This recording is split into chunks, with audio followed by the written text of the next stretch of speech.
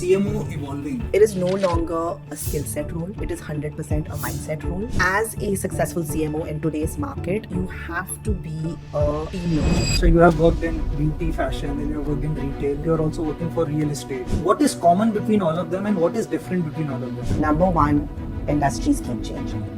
Platforms keep changing. You know what doesn't change? How do you optimize social media to drive footfall to the stores? Number one, you gotta make it very convenient and easy for the consumer. Geo-targeting is a must. Number two, you gotta create the experience that you want them to have, which means your content really needs to be in the store itself. It needs to show all of the USPs of your store. Our CVs dead. They're boring, but I don't think they're. I have been following your journey. I've been following yours as well. Every Facebook follower has a past called Orkut which they don't want to talk about. That's true.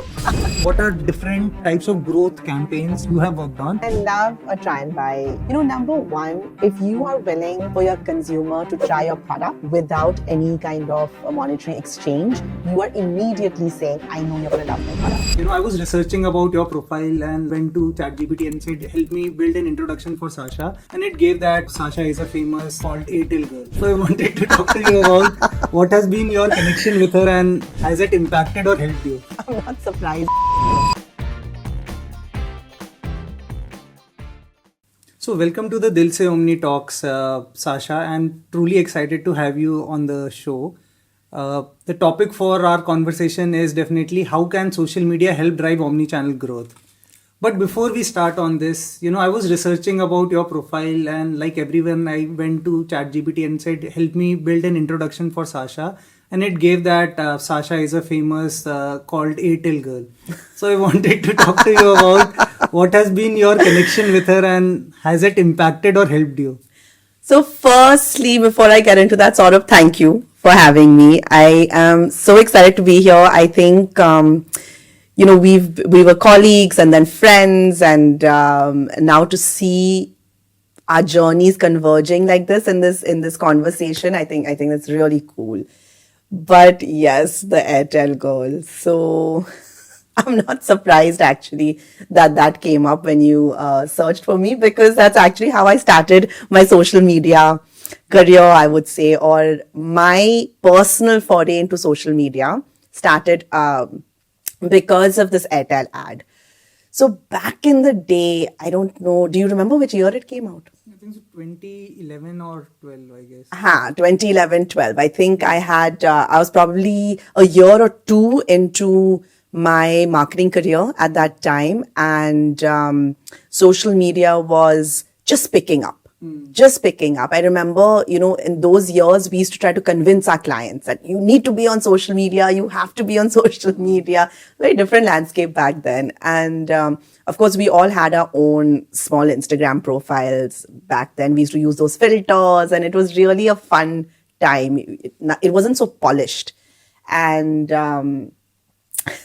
once the ad went out, my Instagram blew up with follow requests, right? It was a private Instagram because my handle was Sasha Chetri at that time. And I think hers at that time was Rickshaw Rani. I don't know if it's changed now, but I remember back then, because my team and I, obviously we did a lot of research, like what's going on. And it was, I think one of my team members only that cracked it, that said, hey, it's because of this ad.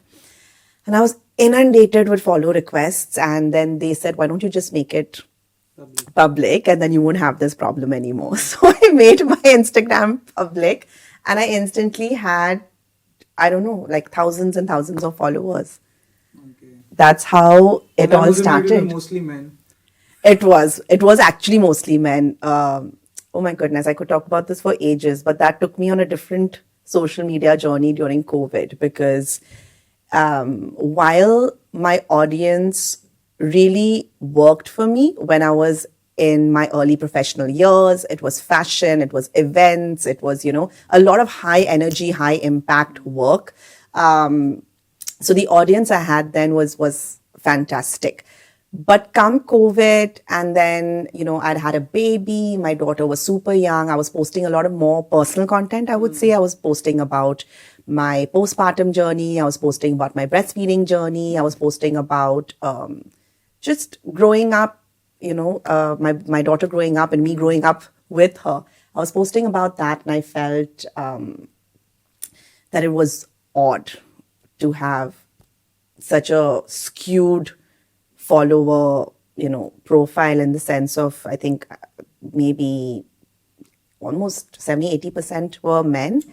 And I actually called up my cousin who was in college at that time, and I said, listen, I'm going to give you some pocket money. Why don't you just remove random followers, right? Anybody that you feel doesn't make sense, is not, seems a bit odd. Why would they want to know about a mom and a baby and things like that? I said, just get rid of them. And she did such a wonderful job, Saurabh, that she got rid of a couple of family members also. Okay. So by then, so I had I don't remember, definitely over 10K followers. And I was down to maybe 2,000 or 3,000. And I liked it that way. And then I went private again and started sharing a lot more about me, myself. Before I used to share a lot about work, and I started sharing about myself and my life, my day, things like that. And once I got back into working again, I think my daughter was around 9 months old. That's when I slowly decided to come back into a more public facing persona on social. And and that's how I rebuilt my profile. And this is my 3rd social media journey that I'm on, the third phase. So amazing, Sasha. I have been following your journey, and I've been following yours as well. Yeah. So I love the way, and you have been a big inspiration for me. You have always pushed me, ki Saurabh, you should go and create content. That's how I started creating blogs. Then I started writing on LinkedIn. Yes. Then I thought, कि यार video content करना पड़ेगा, and then to create video content at scale, what better than podcasting? So life goes full circle and come back here. So my next question, Sasha, to you is, you're so pro at social media in your work and in your personal life. How did you get started? I think so 10-15 years back, Yeah. it was not a profession. Okay, so where did you get the passion for doing it and building a career when that industry didn't exist? So it actually started at a time when even Instagram didn't exist. Yes. So there is a famous saying that every Facebook follower has a past called Orkut, which they don't want to talk about. That's true. I was on Orkut. Yeah, I was also. Nobody wants to talk about Orkut. Yeah. Only 2 countries were heavy on Orkut, India and Brazil.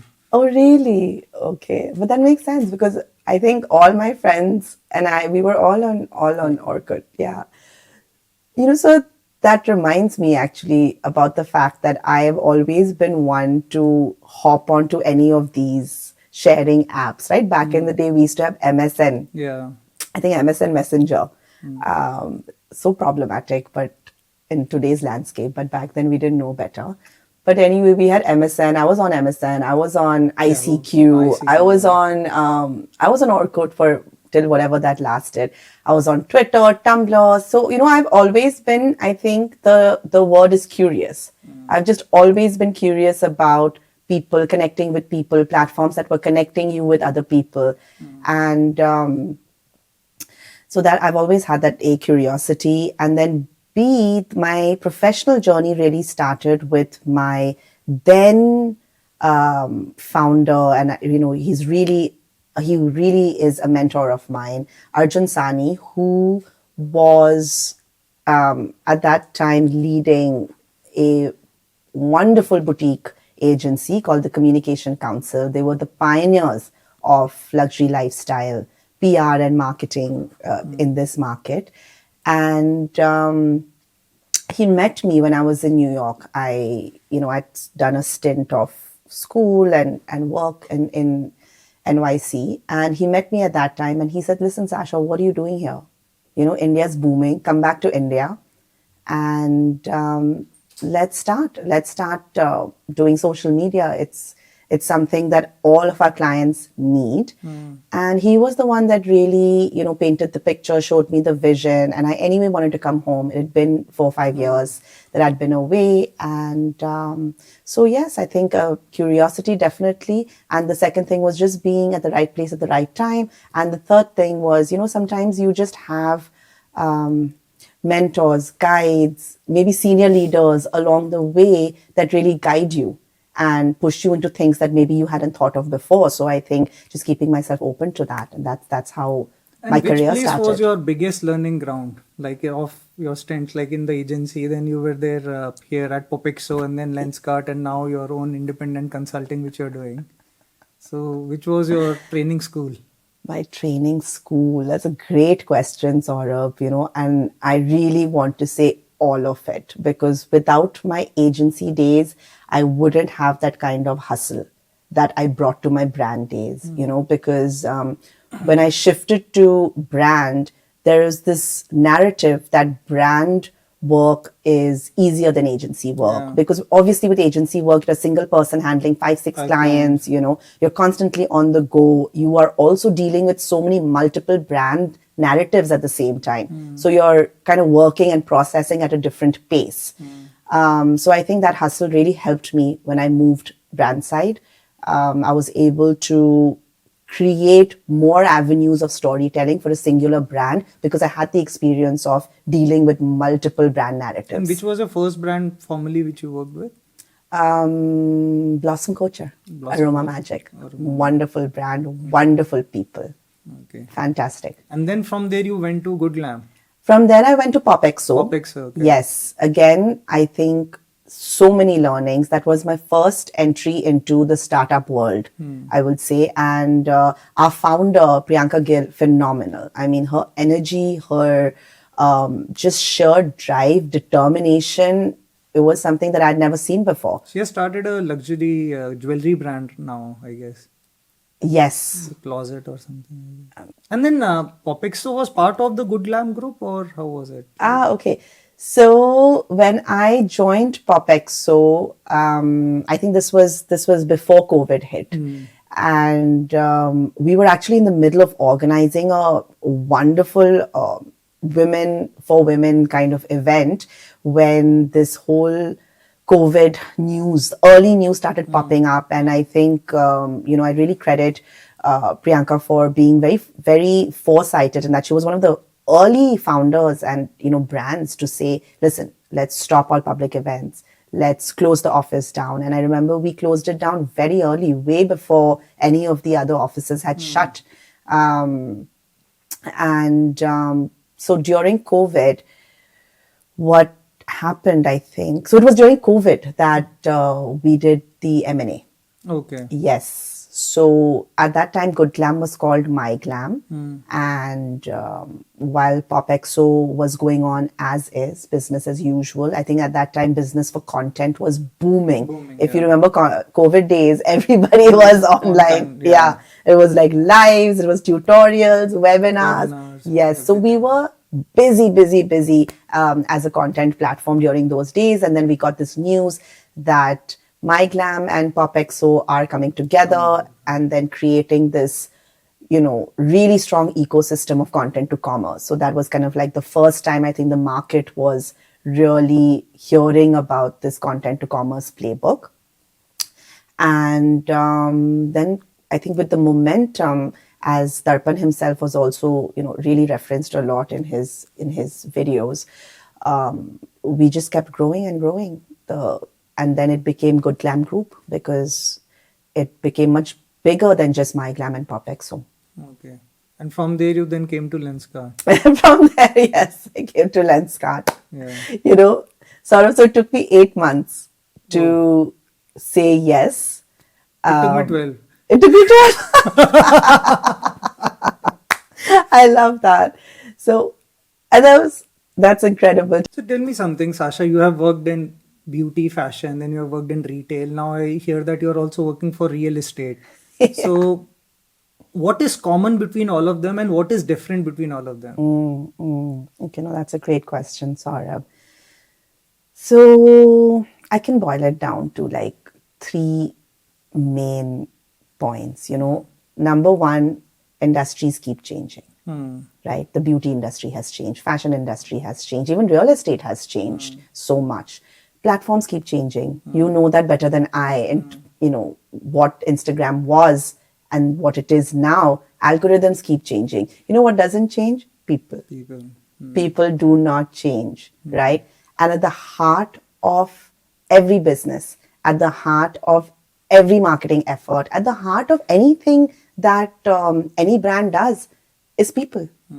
It's human to human connection, right? And that's something that just doesn't change. So I think our work as marketers, as growth leaders, it's really industry agnostic for me. Yeah, and also what's happening is, people are spending close to 3 hours per day, and people like me will be spending 5 hours per day on social media. Yeah. Where WhatsApp is not social media. Plus, that there are on an average, a person is on 7 social media platforms, and I'm assuming Instagram, Facebook, Snapchat, and Oh my pata nahi God. kya are There's there. so many, yeah. There are so many, and the more we get into discretionary spend category, so there is essential spend like groceries, which does not get influenced too much, but discretionary spends like beauty, fashion, retail, even housing and travel and food Correct. is a category which is very discretionary. You get inspired to try. Correct. Absolutely. And what inspires us to try? It's the brand storytelling, or it's the narrative that they are creating. That's what kind of tips you over the edge from just watching content to the actual action of buying. And with beauty, for example, it's the human feeling is a little bit aspirational, right? You're looking at a beauty product, you have some aspiration towards it. You also have a feeling of enablement, coming into your true self, your true power. So these are the human emotions connected with beauty. When you go into real estate, the human emotions are trust. You want to trust the person you're buying from. You also want convenience. You want convenient location. You want a convenient process, right? When you get into fashion, again, beauty, fashion, I think are very similar. But I don't think that if you are working with multiple industries, or if you are dealing with multiple platforms, I don't think those are the things to focus on. I think the real thing to focus on is your customer. What is your customer thinking? What are the human emotions that you are providing for with your brand? Can you give an example?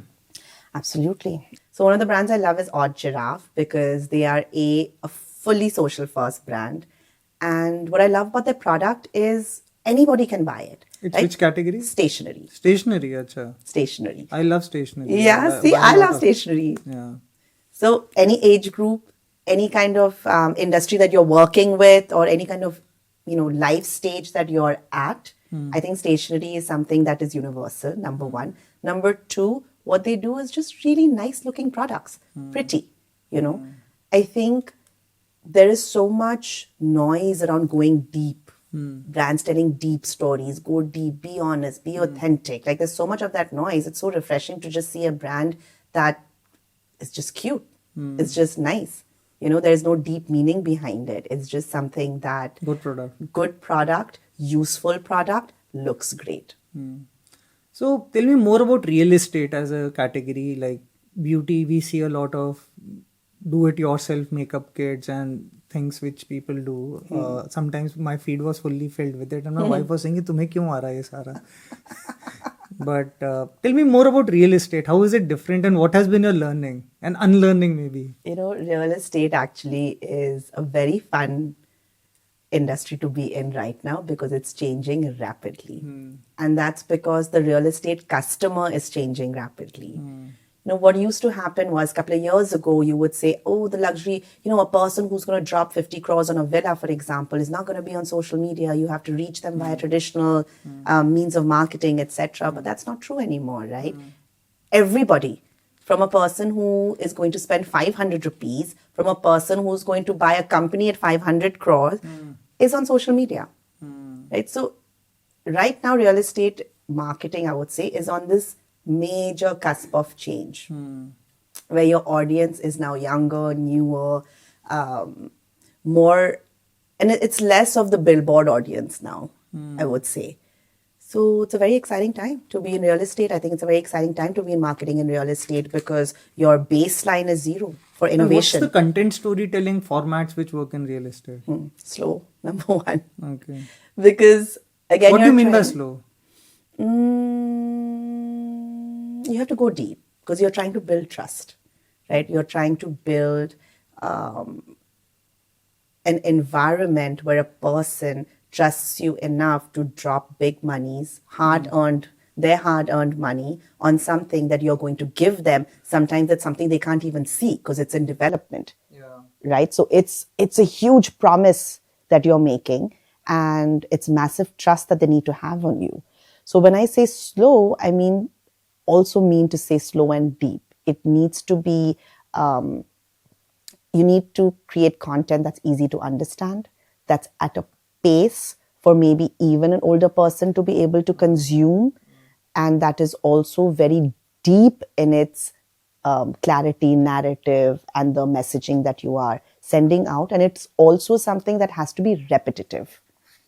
You have to constantly keep saying the real thing, right? Because in D2C, it's more fast paced. Okay. You're going trends, you're going hooks, you're going music, you're going, keeping up with culture. And the CTM is also very actionable in D2C. You Yes. buy now, use my coupon code.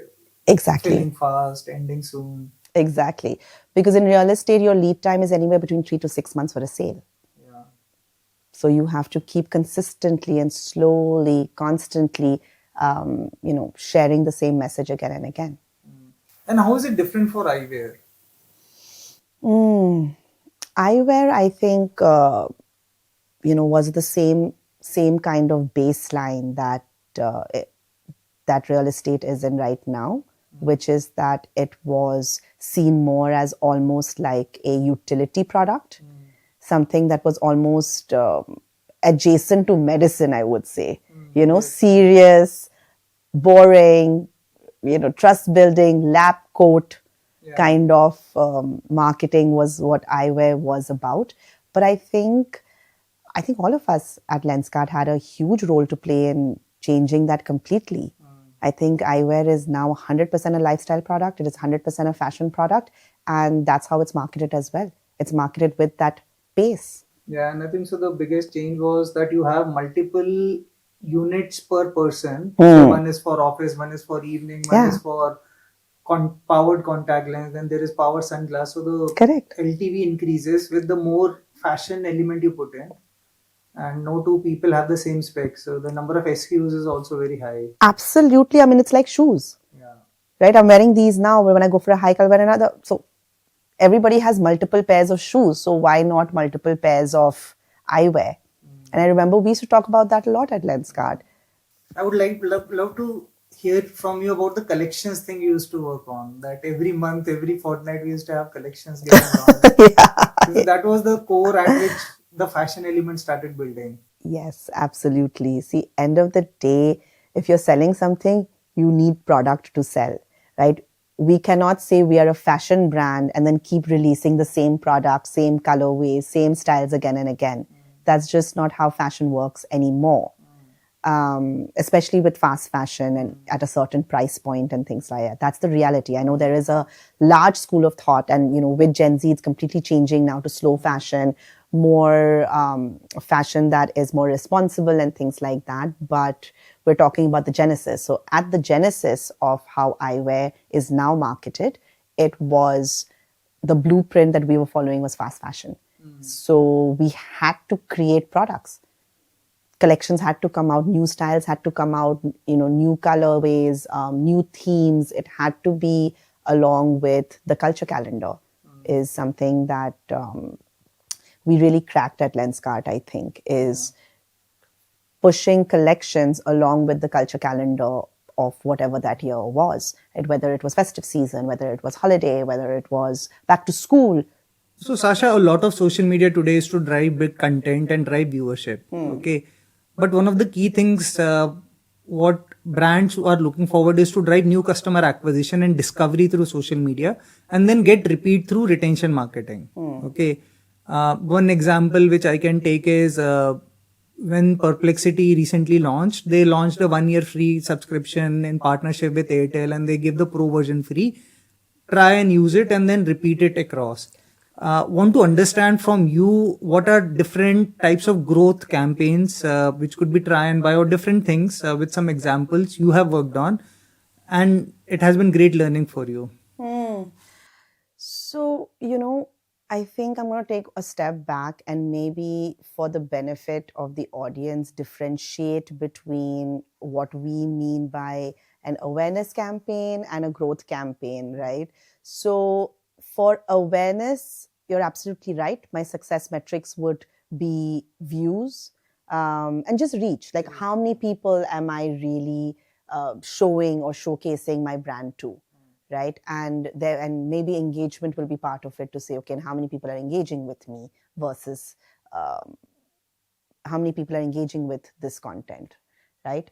But when I am crafting like a growth campaign, then we need some level of direct results that are over and above social media success metrics, right? Which may equal to a buying CTA, may equal to coming into the funnel for retention, for CRM marketing, for example. So there are multiple things. So I think the most important thing, Saurabh, is number one, get clear on what your success metrics are, right? Are you looking at conversion? Are you looking at bringing them into your CRM funnel? Like, what are you, exactly looking at?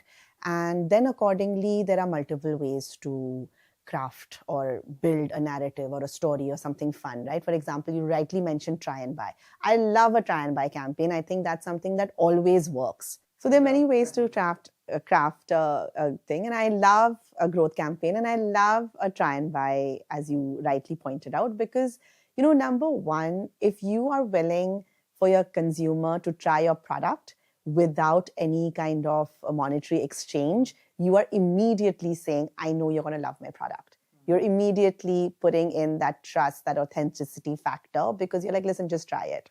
Yeah, it's like that ice cream. We go and taste 5 different flavors Yeah. and then we buy. Correct. People like me sometimes do that after having a spicy meal. Go and try and don't buy. Absolutely. I'm pretty sure I've done it myself also sometimes, but I think that's part of it, right? And that's the message you're giving out in the universe to say that, listen, once you try it, you're going to love it. I know. Yeah. So I love a try and buy campaign. I think one of the most fun, I think, long lasting and therefore successful ones that I've done in my career was the free lipstick try and buy campaign with my Glamm. I think, I don't recall now which year it was, but it was phenomenal. We used to let folks order a free My Glamm lit lipstick, this wonderful matte lipstick in so many colors. And I think maybe it was like a 20-30 rupee shipping fee at best, or a handling fee that they would have to pay. And that turned into like a gateway for new customer acquisition. It was such a fun way also. Fun way for us to market and a fun gift for the customer as well. It was such a nice exchange of energy between the brand and the consumer to try this fun product, fun colors, really great ways of sharing content, fun marketing hooks. It really played into trend also at that time. So we were able to create a lot of great content around it. And I think so. They added a quiz also little later to build a proper customer profile. It's not easy to buy. You have to answer 6-7 questions and you have to give a lot of information. Yes, it was one of the ways in which we were really able to also build listening platforms, right? What do we want to learn more about from our consumer? And the thing we were very clear on is that there had to be an exchange of energy. We are not going to take anything from you without giving something back to you. So if I'm taking this information from you, you are definitely getting a free lipstick as a gift from us. Yeah. What are the variations of this campaign you have seen in the industry? Well, there's so many. Like you pointed out, I think a lot of the apps do this very well, where they give you a free trial period. Canva does it. Netflix did it when they first came in, right? So that's one example of try and buy. I think giving a gift with purchase is another example of try and buy. If you, for example, First Essentials does this also very often and well, because they don't do traditional discounts. But what they do is, if you buy, say, 2,999 worth of product, then they'll give you maybe a little bag with some mini samples or some other product to try. So like a gift with purchase format really works well. But Buy one, get one free also works well. Yeah. I think BOGO can In fact, you also fall- did the free contact lens. Yeah. We did free contact lenses also. Color contact lenses, yes. Yes. Yeah. So I think BOGO is also one that works well if you're letting them buy a different product or, within in not the same product, buy one, get one. So that's something I don't recommend at all. Don't do buy one, get one on the same product. Maybe buy one and then get a different product alongside it. So there's so many variations that you can try. Yeah, in fact, I think so. This free pillow exchange offer, which Sleep Company and these companies ran, which drove a lot of footfall. In fact, moving from try and buy to how do you optimize social media to drive footfall to the stores? And is there a different playbook? Because what I see is most of the social media content is optimized to drive footfall to the website or to understand the product. Okay. But when you get into the omni-channel space, especially with jewelry, with high cost item, at least 5,000 rupees and above, you have to visit a store. So how do you communicate the customer that we have a great store experience, visit our store? Yeah. So if you could share your learnings. So I think that the key North Star to keep in mind here is the customer. Okay. You want your customer to walk in to your store. So number one, it needs to be close by. So when you are doing social media campaigns for offline, you have to geo-target. That's number one. It's really important. I'm not going to see, it may be the greatest content in the world, but if that store is like a 4-hour drive from me, I doubt I'm going to see content on social and then hop into a car and drive 4 hours to see a store, right? It has to be close to you. So number one, you got to make it very convenient and easy for the consumer. Geo-targeting is a must. Number two, you got to create the experience that you want them to have, which means your content really needs to be in the store itself. Okay. It needs to show all of the USPs of your store. What are your try-on features like? Is there an expert you're going to meet at the store that can answer some questions for you? Are there some freebies that you will get if you visit the store? Is there some added service that is available at the store for you? I think Lenskart does this incredibly well with their free eye cleaning. Free eye test. Free eye test. Then they also have the, what do you call that guy? The ophthalmologist. Yeah, so eye test. Eye test. Free eye test. Exactly. So you can ask a bunch of your questions. So, and even the try-on experience, right? Creating, so showcasing a fabulous experience, in-store experience is a must. Yeah, I think so. This is one mistake which many brands do who have a lot of offline stores. They still create the content in the photo labs or in the studio rather than their studio is the store. Correct. And if you can experience yourself in a store nearby, that is where people will be able to say, okay, I am interested to go and visit to that store. Absolutely. You have to create the experience you want your customer to experience, And I'll tell you also sort of the reason that a lot of brands make this mistake is because they don't keep the customer at the heart of it. What they're keeping is more about what message they want to share. The USPs about the product they want to share. What is the light that's going to make my product look the best? They're not asking the question, what is the environment that my customer is going to want to walk into? Yeah. Right? So I think one very important thing is to keep your customer at the heart of it and show them what you want them to experience. So shoot at the store. And the third thing that one has to do is go hyper local in terms of your creators. If you are wanting to push footfall into a store in Ahmedabad, your creator definitely needs to be from Ahmedabad. You cannot have a Jaipur-based creator creating content for an Ahmedabad store. And then dubbing it. It doesn't work. And then dubbing it. Exactly. Dubbing is It the doesn't worst thing, work. I think so, which can be done because the touch and feel is lost. Absolutely. And it's more true if you want your consumer to expend that energy of theirs, to come into a physical store, then you have to expend the same amount of energy and enticing them into it. So I think my top 3 things that I definitely keep in mind for a social to offline playbook is number 1, geo-target. Number 2, create the experience that you want your customer to experience. So definitely has to be in store. And number 3, use a hyperlocal creator. Yeah. I would want to just add one or two more observations which I had. Yeah. While using the hyperlocal creator is great, when companies have, say, hundreds of stores, they have hidden talent also in the store. Okay, they have these young people who are great with social media, and if they can leverage their employees to create the content, that gives a next level energy. It's not that somebody else is doing it, the person can talk about the story and the experience in a very different manner. I love that. Absolutely. I think that is something that every brand should harness, the power of employees as creators. The only guardrail I would keep there is that in that case, you need to have your brand foundation and your brand guidelines very, very clear. Yeah. Right? Because if you're going to allow multiple people to create content for the brand, then who is the brand, what is the brand, all that needs to be very easily absorbed by every single person in the team. Yeah, it can go really off. It can go really off otherwise. So you want to spend a lot of time creating a lot of brand clarity before you start executing at scale. Yeah.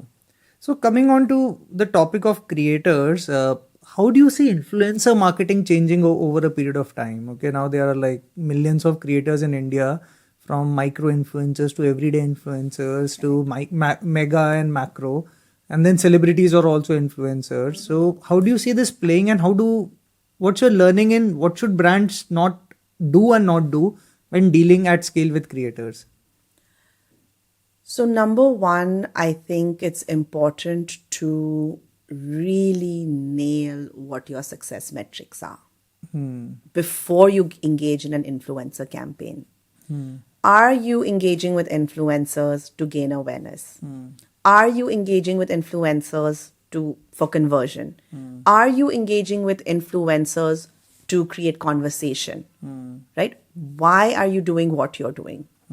What I really urge everybody to move away from, especially founders, is this answer of all of it. Right? I want to do all of it. That doesn't happen anymore. Or you can pick the theme of the month or the quarter and say, okay, let's focus on awareness. So that channelize our energies there. Correct. Whatever it is, but pick a success metric, right? And get alignment on that before you roll out any campaigns. Because there is deep, every single aspect of social media right now, sort of from content creation to creator economy, to platform algorithm, to performance ads, etc., has gained a level of depth where each one is an expert stream in itself. Totally. Right? So even within influencers, influencer marketing has gained so much depth that there are multiple streams of expertise within that itself. One influencer may be fantastic for awareness. Another will be better for conversion. The conversion person may have 1,000 followers, but is able to convert lakhs for you. Yeah. So I'll take an example, like while you're speaking, it recalls to me. So there's this brand called Jiva Jewelries, which is into silver and lab-grown diamonds. I had the opportunity to work briefly with them, but I've been observing them over a period of time. So recently, they do very big Valentine's Day campaign, and they mobilize hundreds and up to 1,000 influencers during that time to build a narrative to leverage silver jewelry as a gifting item. And that property, they have mastered it.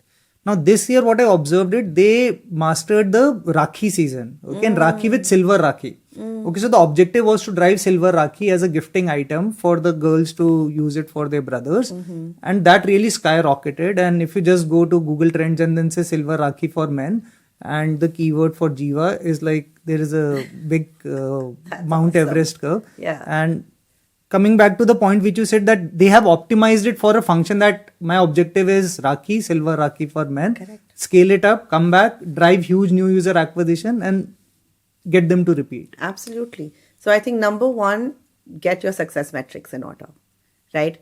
Number two, influencers are also industry specific. So deeply understand which influencers your customer is going to be following, right? If you are selling a mama baby product, that's a different set of influencers than if you are selling a real estate product, right? So this in-depth research is important.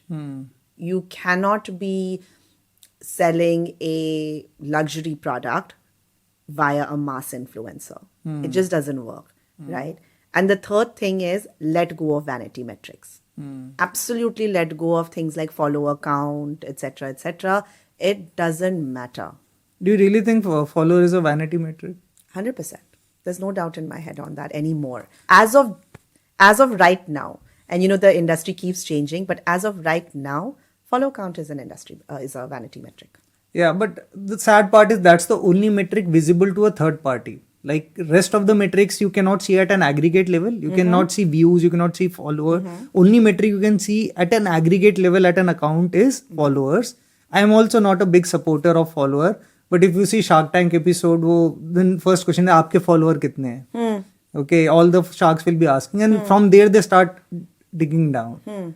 But I totally agree, it's a vanity metric. You have to look at your engagement rates, reach, and all, and the devil is in details. The devil is in the details. The devil is also, again, knowing what success are you crafting your campaign for. We are no longer in a social media era where one campaign does it all. You have to define multiple success metrics, and you have to run multiple campaigns and achieve all of those success metrics. And those are almost like your input goals towards the output goal of whatever you may have, whether it's revenue, whether it's, growth in organic searches, or whatever your output goals are. Yeah. So once I was talking to a founder who had come on Shark Tank, and I was discussing that his social media is very premium. They are a streetwear brand, and we created a benchmark of engagement effectiveness rate, which is basically total engagements divided by the reach you are getting. And we found that the best reach engagement effectiveness rate are brands like the food industry, especially Zomato, Swiggy are getting. And they were the only retail brand, they were getting more than 2-3%. Okay. Rest all are at 0.1, 0.2. And he had a follower base of only 300, 400K. And the reason he said, I don't want kachra audience in my thing. Because if you chase followers, you will do all the stupid campaigns of giveaway, buy followers and all. Correct. And that trains the algorithm in the wrong direction. Correct. Then when you start throwing your content, it will go to those audience, they will come back, they will not come back, all your matrices will go really down. So focusing, as you said, on the key audience and then being truthful to yourself is key. That's the main thing. There's nothing else, I think, at this point of social media at least, other than the clarity of your audience and being consistent and delivering genuine value to that audience. So this comes back to a question that, how do you manage the expectations from social media with management?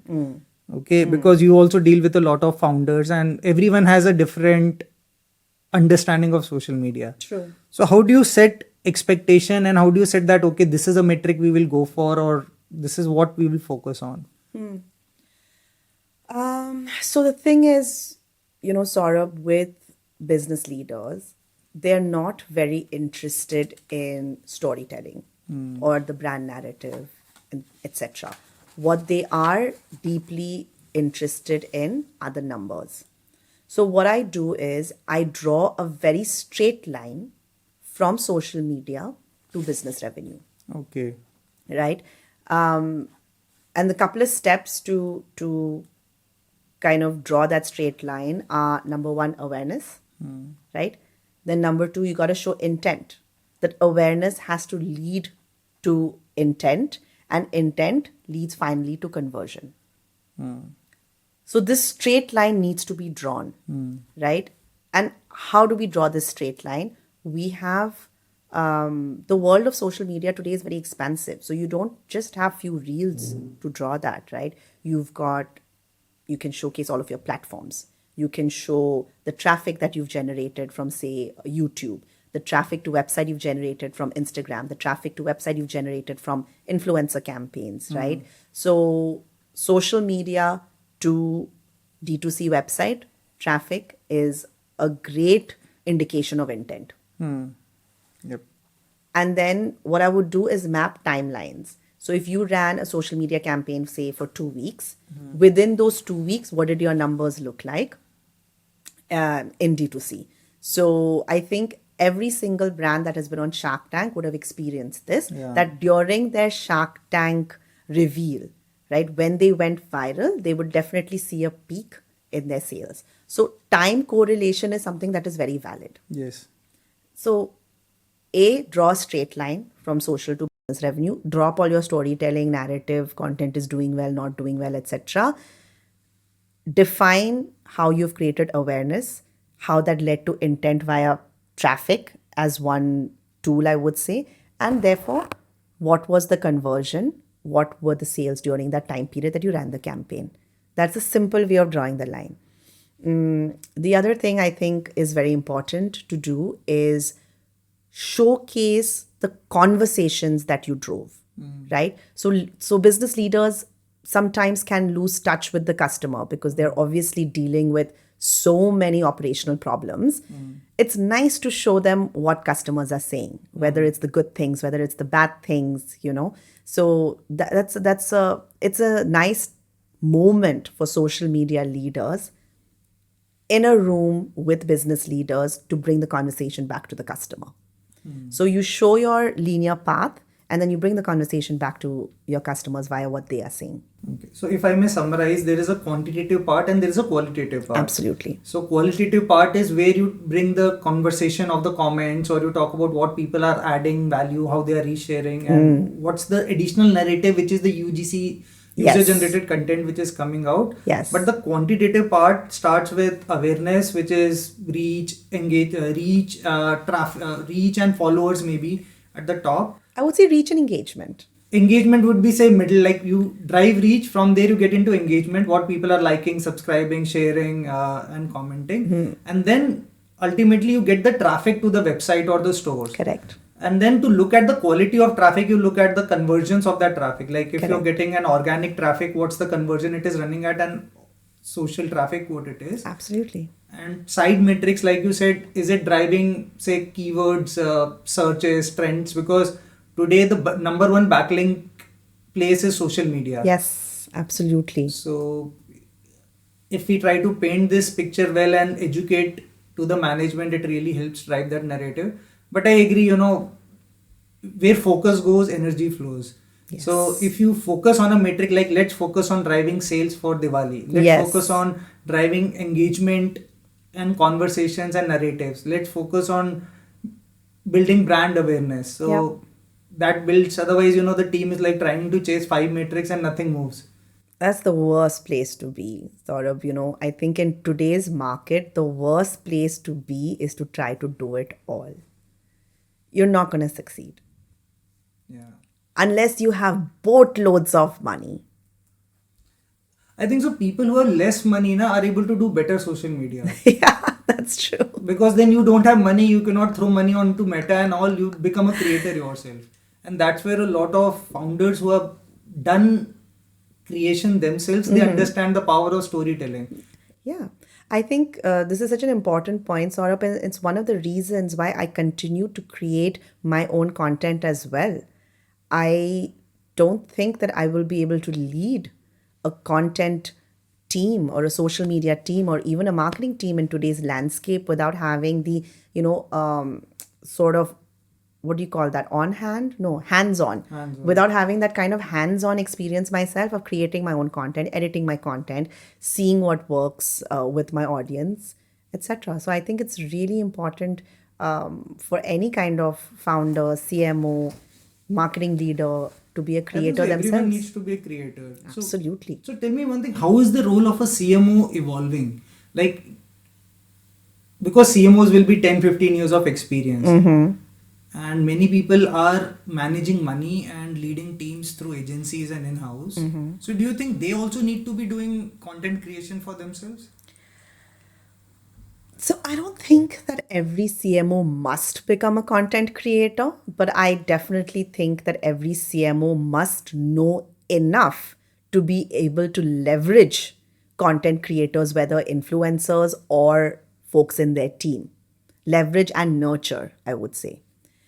Because coming back to the first question that you asked on, is the CMO role changing? 110%. There's no doubt about it. I think the CMO role as we knew it completely doesn't exist anymore. It is no longer a skill set role. It is 100% a mindset role.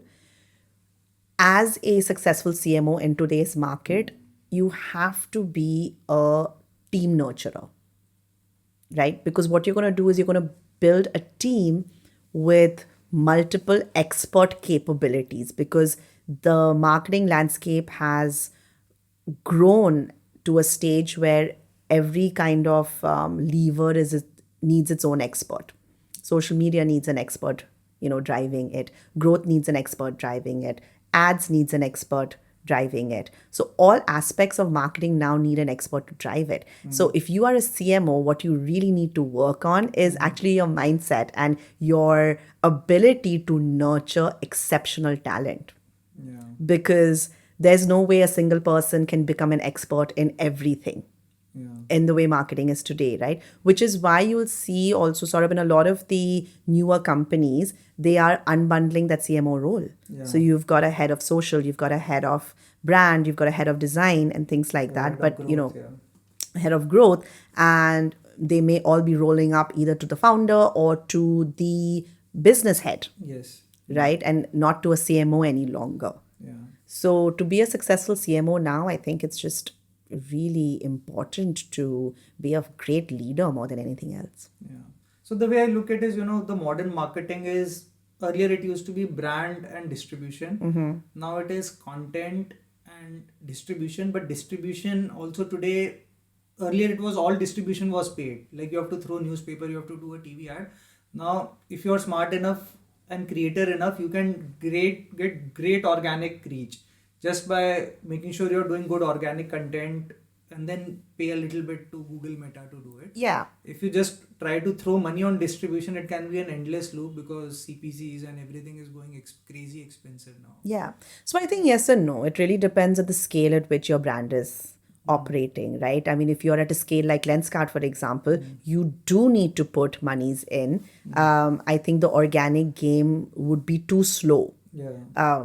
When you're operating at that scale, right? But if you are a newer entrant, or you are a niche brand with a very niche product that you're selling to a very specific audience, then yes, I think the organic game still holds strong, but not like it used to. So I think in the early days, organic was still had a lot more legs. But I think it's becoming difficult to crack organic. It's very difficult. It's very difficult to crack organic, and it's very difficult, even if you've cracked it, to sustain organic. Yeah. You might crack it for a weekend. You might go viral for a week. What's going to happen after that? Ideally, what we should do is really build depth and expertise on one platform before we set out to master another. Yeah. Right? Because the minute you are strong in one platform, you are going to get results. Yes. If you are weak on 5 different platforms, you really don't want to be there. And unless you are operating at a certain scale, Saurabh, and with a lot of budgets, it's going to be difficult for any brand to crack 5, 6, 7 platforms with deep expertise. It's not possible. So go where your customer is, right? What kind of product are you selling? What kind of age group are you selling to? Where is that person hanging out? And build expertise on that platform before you start getting onto others, is what I would say for a brand.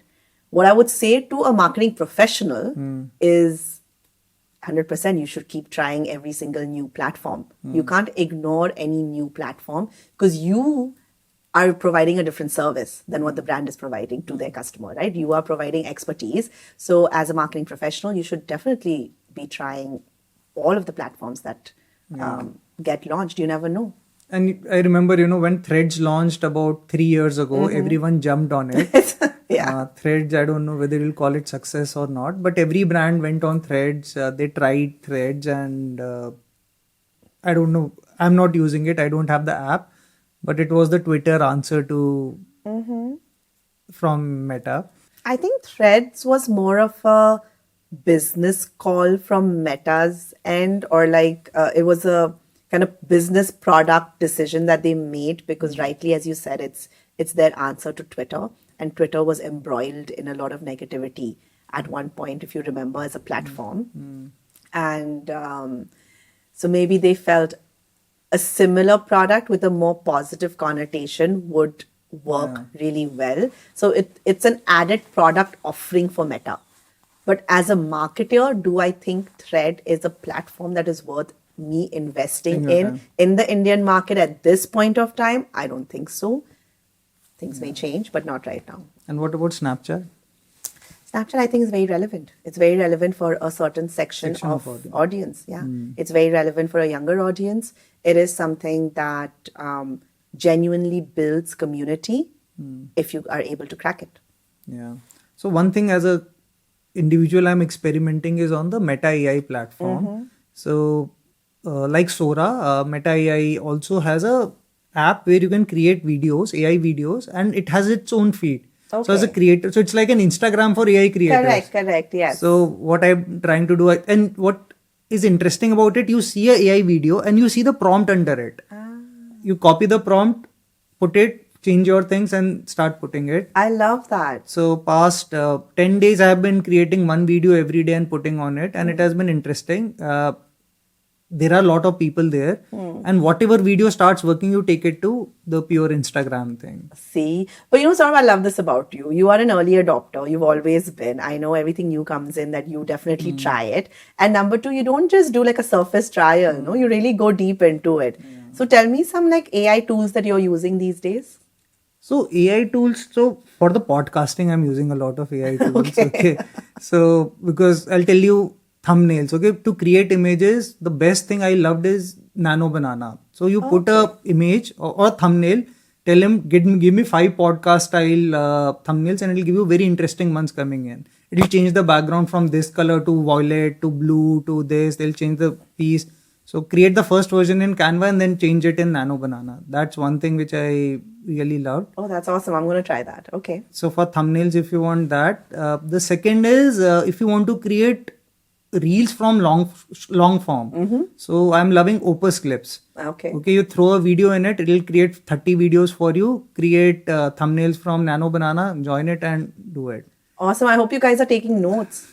This is amazing. Yeah. And generally I use for my LinkedIn, I use ChatGPT or mostly, but I've created my GPTs. So I have stopped typing in ChatGPT at all. I've just giving voice prompts. Help me write a post on this, and it'll create it on my style. And those are 3 main tools I'm doing, but experimenting on every other new tool which comes, and then I kill it. So. Amazing. I think you should do a like a continuous blog on this, all your experiments and the results. Yeah, definitely. We talked about the changing role of CMO. Okay, that how is the CMO's role evolving? Correct. So a lot of our viewers are people who are in the middle management in the marketing professions. Okay, and I'm sure this will be a episode very much watched by social media executives also. So what do you think is a tomorrow's CMO looking like, and what he should start doing today to reach there? That's a great question, and one that I really want to think through. Okay, so number one, I think what we need to do is be adaptable, right? I see a lot of kids coming in and they've learned a lot of things, right? They've done their digital marketing courses. They have been presenting case studies. They have gone through a couple of inductions, trainings, etc., etc. So sometimes they come in with this set list of rules, like do's and don'ts and things like that. Let it go. You gotta be open to unlearning, and you gotta be adaptable, because the market is changing so fast, right? Before, the market would change every 10 years. Then it became every 5 years. And now it's changing like in a month, quarter to quarter. What you were doing this quarter may not work for you next quarter. That's how quick the landscape is changing. So being adaptable is the first thing. Huge. You have to build an adaptable mindset. And Saurabh, you'll be surprised at how difficult this is for a lot of people, because, I think also as a culture, as a society, we're used to moving in rigid lines. We're not kind of taught to color outside of the lines. We're not encouraged to explore ourselves beyond certain boundaries. So I think the ability or to build the muscle to be adaptable is something you got to start from day one. The second thing is you got to leave your ego at the door, because you can't start your journey to leadership with an ego. And I'll give you exact examples of how that affects, especially middle management, right? Because once you're in middle management, what you're essentially doing is you've started your journey into leadership. What ego does is it limits the way that you are able to leverage the expertise of those around you, because you start getting into territorial conversations. What is their role? What is my role? What is my job? Will I get the credit? Will they get the credit, right? And all of this is kind of like a form of ego. The minute you get in here, you are unable to leverage the expertise you have around you to do your very best work, therefore catapulting you into leadership, right? So leave your ego at the door. There's really no room for it when you are here to do good work. The third thing I would say is read. I mean, I am constantly surprised at how little this generation now reads. Read books, read autobiographies, read the stories that came before you, read about brands that are doing incredible things. A reel does not give you in-depth knowledge. You may be following Mad Over Marketing or any of these platforms that give you these little nuggets. And I see a lot of team members kind of tapping into these nuggets, but they're not able to go deep because they actually don't have deep knowledge. All they have is that viral clip, that viral hook. And that might be also out of context because you don't know what was said before and after it. Exactly. So I think reading is really important. There's so much knowledge out there. There's a wealth of lived experiences that have come before you. And especially, see, on the marketing side also, things are changing so rapidly. Yes. Some things are timeless. Yes. Some things are changing. So you might not see the latest in the colleges where you have come from. And I teach at ISB also. So I see that value which I bring versus the professor. So they teach very deep brand marketing, which I don't understand. Yeah. And I teach most of the growth marketing analytics around it. So Correct. that's where we balance out each other. So Absolutely. I think, the need of the hour, I think for students is really more mindset training, Saurabh. It's not skill set training anymore. The skills you had last quarter are defunct this quarter. It's moving that fast almost, So what I think education leaders and even leaders that are managing teams, that are nurturing young minds, need to work on is their ability to be leaders that are really uplifting people. Yes. So getting the work done, getting it like the whole general management concepts of things. And what do you think is tomorrow's marketing head or growth head will be a creator also? 100%. They already are. I think they already are. I don't think that's tomorrow anymore. I think today every single person is a creator. Every single person has their own personal brand. And I share this with a lot of my colleagues. And Saurabh, I used to share this with you. Yeah. What we don't realize as executives, as folks in corporate and things like that, is that you may not be a founder or a product owner or a brand owner selling a product to a brand, but you are definitely selling yourself every day. Yeah. Right? If you're not able to sell the brand called you, then what you are able to sell? Exactly. And the cool thing is that you're already doing it. You do it every day. Every day that you go into a presentation, you do it. Every day that you get into a group call, you do it. Every day that you are interviewing somebody or interviewing for a company, you are doing it. Right? Yes. So anybody who has this thought that, oh no, I don't know how to create my personal brand, or I don't know how to do any of these things, throw that thought right out, because you've been doing it from day one. Yeah. So coming to the next follow-up question on this, what are some key skills you look into person while hiring him today? Definitely, it should be definitely adaptable ego, but what are the small things which you look at? Ambition. Ambition. Fire. I need to see that fire in their belly. I need to see that fire in And their how do you eyes. look at the fire? Because people are at the best when they're giving the interview. You know, you get to know them. You ask them about their life. You kind of say, listen, I want to know everything about you. You engage, you look at them eye to eye, and you connect with them on a human level. You take away the conversation from skill set, job, hours, right? Remove those transactional pieces. I never talk about those things in an interview because those things are going to happen. HR is going to come in and you're going to have those conversations any which way. What I want to know is in an interview is who are you? Who are you? And I want to tell you who I am, right? And you can always tell. You know, like you So it's can very spot. difficult to trick you with an AI tool. Yeah, it's going to be difficult to trick me with an AI tool because So I'm there's looking an at you. interesting tool called finalroundai.com. Okay, so what happens in it is you put your own profile and you put the interviewer's profile. Okay. And you put the phone on and next to the screen because the screen might be shared. And when the questions are coming, it'll start answering it for you by listening. Text will come like a teleprompter and you keep reading and doing it. That is hilarious. I can't believe it. I may actually just hire that person because I think it shows a lot of some level of expertise in AI that they But can for use. technical roles, it's dangerous. You might... Yeah. But that's fraud. You should really not do it if you're interviewing for a technical role. Yeah, once it had happened with me, but that's a Really? You were the interviewer? So during COVID, when the thing was coming out, we hired a person from a different state. We took an interview on video call. But when the person joined, every time we used to give him a technical work to do, he used to have a stomach ache, he used to go home and he used to do. Okay, then we realized that kuch to gadbad hai. And we asked him, you sit in the office and do and show us. And he couldn't do. Then we opened up the video which was there and we realized that the thing was little blurred.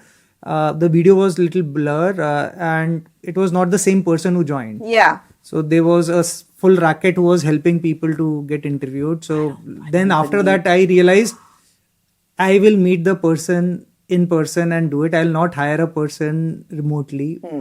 So for me, spending that 20,000-30,000 rupees for a flight, getting the person is worth the effort rather than the pain of letting a person go. Oh, there's no doubt in my mind. I think, whenever I hire, I am committing to building with that person.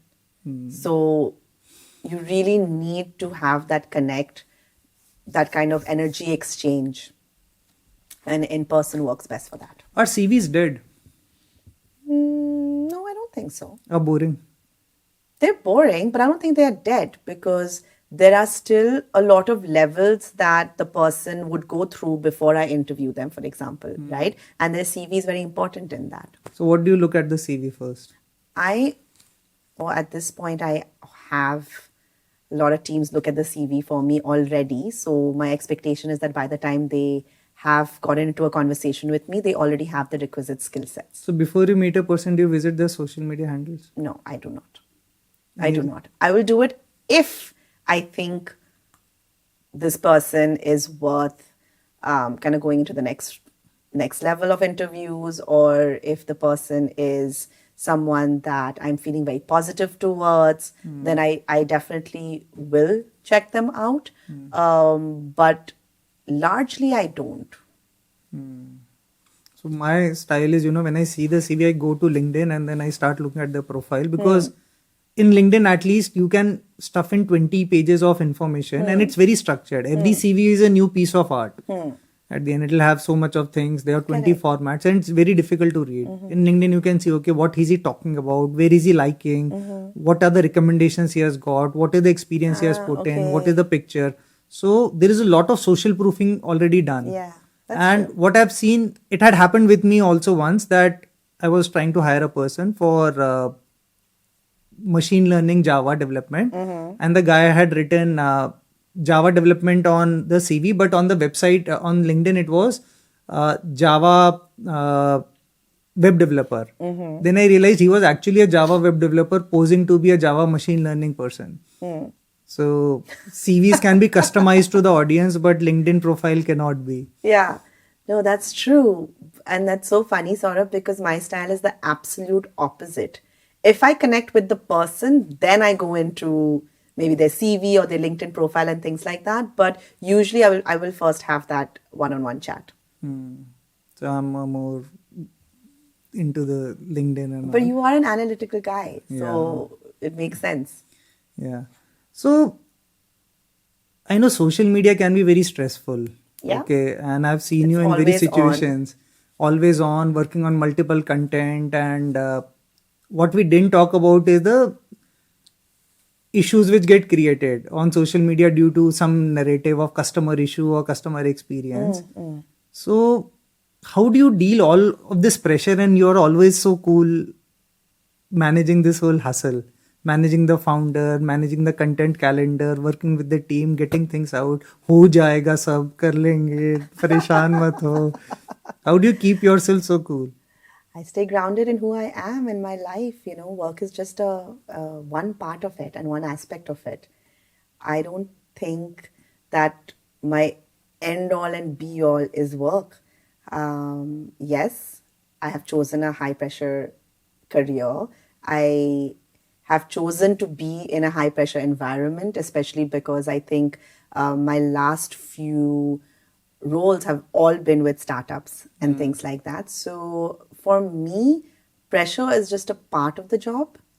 It's not something that exists separate from the job. And then further from that, my job is just one part of my life. Right? I think I'm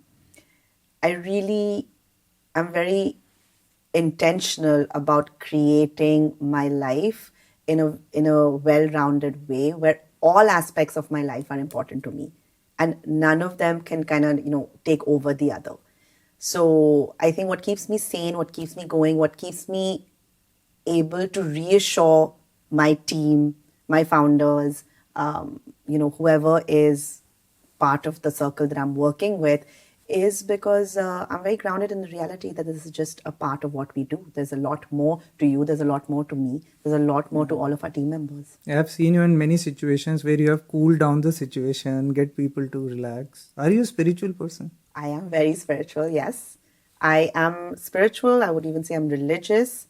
I was born and raised Roman Catholic and I continue to practice my faith. Does breathing help? Does breathing help? I only breathe when I do my yoga. So additionally, breathe. We all have to breathe 24/7. Yeah, I do pranayama when I do my yoga. But am I one that practices it outside that? Not really. In fact, I recently did a character workshop, very different, but they were talking about the Navras, okay, the 9 emotions, okay, anger, fear, sad, love. Okay. And what they taught us is what's the change which happens, and the change happens in a breathing pattern. Okay. So when you are fearful, there is a which Yes. will happen. When you are angry, you are not breathing, so you have to breathe. When you are calm, you are breathing deep. And what they taught us, if you want to take an emotion like fear, you change your breath, and then you will take it up. If you want to take anger, you change your breath, you take it up. So breathing is something which I'm reading a lot these days, and it is also a little bit helping. And that's what we started the podcast before, was like, let's take some few deep breaths and start. Correct. I have a breathing story as well, or an incident. Actually, my husband is a coach. Achha. And yes, every time before a public speaking exercise or anything like that, he takes a lot of deep breaths really fast. And that pumps up your energy, basically, right? Yeah. Amazing. Great. So, now coming to the most favorite section of mine, where we discuss brands and books which we love and get inspired from. Okay. So, the first question is a brand which you really found, which is not a popular one, and you liked it, you started buying, and you would like to recommend. It should not be a popular one. It should not be a popular one. Okay. I think definitely on the top of my list is Odd Giraffe, which I mentioned before as well. I really like gifting their products because they do stationery and I think everybody loves being gifted nice stationery. You can also customize their notebooks. So everybody loves a nice personalized notebook. And what I like about them is that they keep it simple. You know, their marketing, their visuals is all about a feel good factor. Amazing. It's simple, it's feel good, it's not going into some deep storytelling, narrative, meaningful kind of situation. It's stationary and it looks beautiful. The one brand which I discovered from one of the guests, Ganesh, he talked about this brand called Bento Basil. So it's lunch boxes, and after seeing it, I liked it. I went and said, "Okay, let me try it for my son." Very interesting. Best for Indian foods because we have curries and we have semi-solid Yes. with roti, paratha, whatever. And Yes. it seals it. Yeah. While it's expensive, it's a 2,000 rupees plus price point, but it is uniquely designed. Yeah. And the way the founders really did it, scaled it up by creating lunch ideas or breakfast idea stories.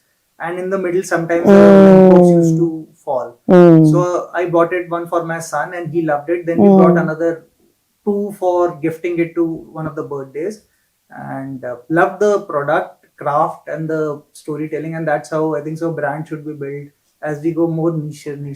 I couldn't agree more. I think one of the key responsibilities of a marketer is really to create a story of the brand, but it's about the environment in which the brand is in, right? It's playing with the brand within the environment that the brand is in, will be used in. For example, what environment would you use the product in?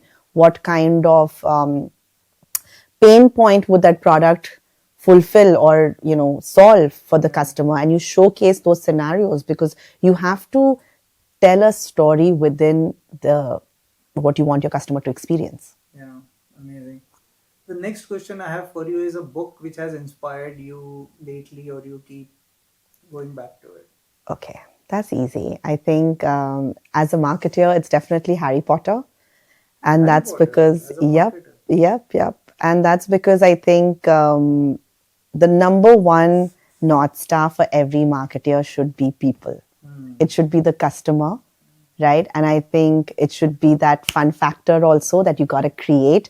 We get lost, in data. We get lost in this MarTech. We get lost in AI. We get lost in... I hope you're not hinting at me. No, I'm not. I know that's your area of expertise. Yeah.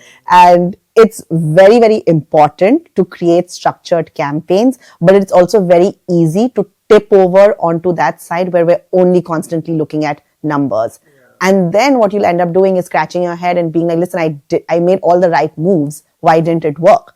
Well, it didn't.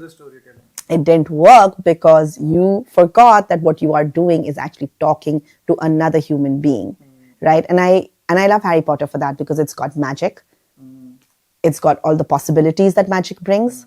It's also got the fun that magic brings. It's also got friendship. I think friendship is so important. You gotta be a friend of your customer. Right? You got to be there for them. You got to give them that feeling that you've got their back, you're there for them. And it's also got a lot of bravery, it's got courage, and I really associate that with experimenting, taking that leap. You got to take those risks in marketing. You got to just say, let's go for it. Yeah. I don't know if it's going to work. Let's just go for it. So in fact, it is interesting, when I got married, Harry Potter used to come, and my wife is very big fan of Harry Potter. And a book and the movie used to release in June. Okay. And her birthday is around in June 27th. And for me, I could conveniently give her the book as the gift. And we used to go for the movie. She used to, I am very poor reader. So she used to tell me the entire story first. Ki ye hone wala hai book mein. She used to explain me and then I go. I've never read it, but I've seen the movie almost 3-4 times. It's lovely. It's a lovely story. And I think... it's got a lot of elements that one can live by as a marketer. Yeah. So this is one book which I would recommend. I really saw this book recently. It's called Click Here. Okay. The Art and Science of Digital Marketing. And Alex Schultz is an interesting guy. He's an analytics background and he's right now the CMO of Meta. Okay. So he talks about the curves of social media marketing and analytics, and he talks about how things have moved. So it's a very interesting lesson, a book which I would recommend you to read. It talks about some of the things which we have talked about, but it talks about the evolution. This is a book which just came about 3 months ago, Oh, that's so cool. and I'm gonna read that a for must sure. read for anyone in this area to learn from the past of this, and Yeah. a very unique book. Not seen a very good book coming in for social media in a long time. And I especially like it because an analytics guy becoming a CMO is a very proud moment. Absolutely. I think more and more we are seeing a convergence, Yeah. right? Because the marketing world is, skill sets are kind of converging, I would say, and which is why it's most important now to build your mindset as a leader, and instead of focusing too much on skill set, right? Because that's what takes you to the top. That's what differentiates you, right? You basically may have, you may not know as much as the expert in your team, but you're definitely going to be thinking differently than them. Yeah. And that's why you're leading the team. Perfect. So with this, we come to the end of the Dilse Omni talks. Oh, fab. It was great learning. We had great conversations starting from your journey from good Glamm to Lenskart to now working as an independent enabler for the ecosystem. We spoke about creating content and having the maja in creating content, Yes. going through organic versus paid versus influencer content, and then measurement, my favorite topic. And then learning about careers in digital marketing and social media. I'm sure it's a masterclass for many of us and people who are building careers. Everyone could take some notes from it. I will definitely go back and watch Harry Potter again this weekend and watch it, and also try the brand you mentioned. So thank you very much for coming here and enjoying. Looking forward to seeing the final edit come out well. Yeah, me too, Saurabh. Thank you so much. I enjoyed our chat, and it's gotten me thinking about really how much more we have to discuss and talk about. If you have come so far, thank you for listening to the Dilse Omni podcast. We come with interesting episodes every fortnight and cover different aspects of omnichannel strategy. If you are interested in this topic, hit the bell icon on the top and subscribe to us. Also, we have a very interesting newsletter where we write down the entire playbook, what we have learned in this episode, and share it with you. Also, soon we will be starting a WhatsApp community where we will discuss the everyday problems which happen in this whole omnichannel world and benefit everyone. So keep watching and enjoy this show.